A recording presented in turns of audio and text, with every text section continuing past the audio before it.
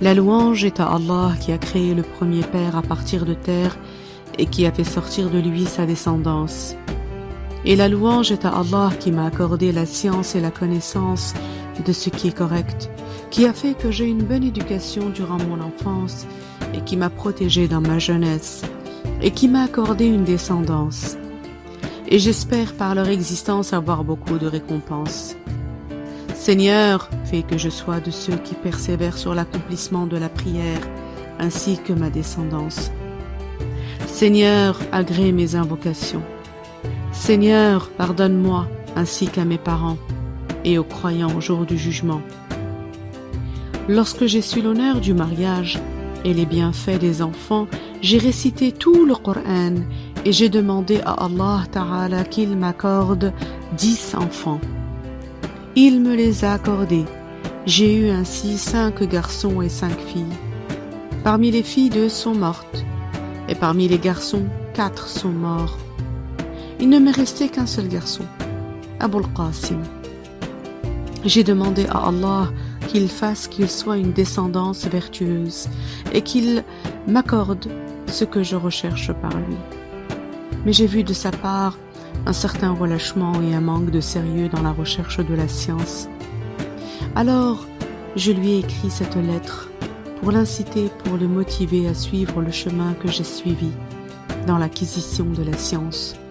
Je lui indique ainsi d'avoir recours à Allah subhanahu wa ta'ala qui accorde la réussite tout en sachant que personne ne fait échouer à celui à qui Allah accorde la réussite et que personne ne guide celui que Allah égare. Mais Allah ta'ala dit وَتَوَاصَوْا بِالْحَقِّ وَتَوَاصَوْا بِالصَّبْرِ, ce qui signifie recommandez-vous la vérité et recommandez-vous la patience.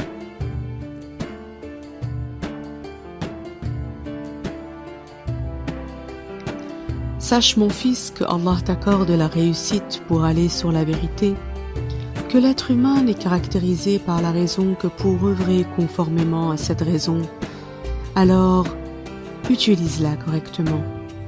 Utilise ta réflexion et reprends-toi. Tu sauras par l'épreuve que tu es créé, que tu es responsable, que tu es sujet à des obligations dont tu es chargé et que les anges inscrivent ce que tu dis et ce que tu regardes.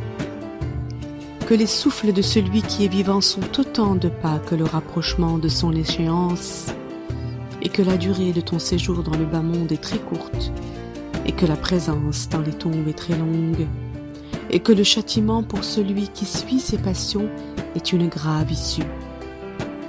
Où est donc alors le plaisir de la veille? Où est donc alors le plaisir de la veille?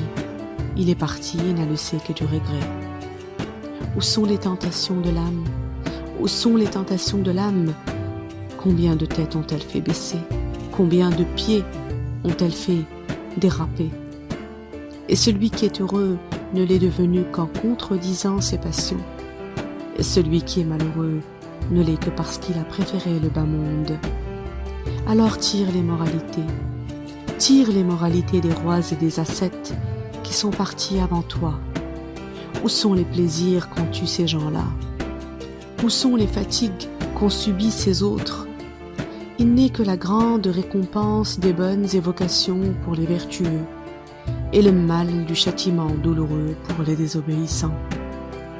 C'est comme si ceux qui ont été affamés n'avaient pas subi de faim et ceux qui ont été rassasiés n'avaient pas ressenti le rassasiement.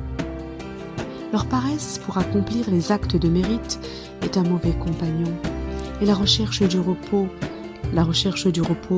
laisse le regret, un regret qui fait oublier tout plaisir. Alors prends conscience et fatigue ton âme. Sache que l'accomplissement des obligations et le fait d'éviter les interdits sont nécessaires. Et si la personne outrepasse cela,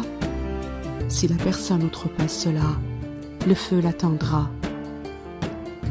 Sache que l'objectif des gens qui fournissent des efforts est de rechercher les mérites. Les actes, les degrés et les mérites se diffèrent les uns des autres. Il y a des gens qui voient qu'être ascète dans ce bas monde est ce qui est plus méritoire. D'autres considèrent que s'occuper des actes d'adoration est ce qui est plus méritoire.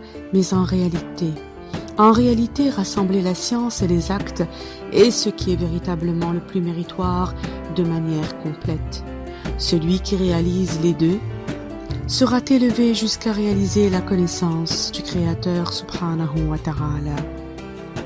Il sera motivé pour l'aimer, pour le craindre, pour se languir de lui.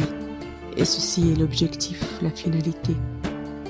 Et c'est selon la volonté des autres, telle est l'ardeur qui les motive.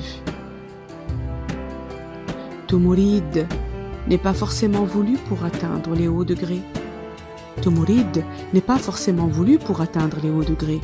Et ce n'est pas toute personne recherchant les hauts degrés qui va les retrouver. Ce n'est pas toute personne recherchant les hauts degrés qui va les retrouver. Néanmoins, l'esclave doit fournir des efforts et chacun sera facilité dans ce pourquoi il a été créé. Et c'est la recherche de l'aide de Allah que nous souhaitons.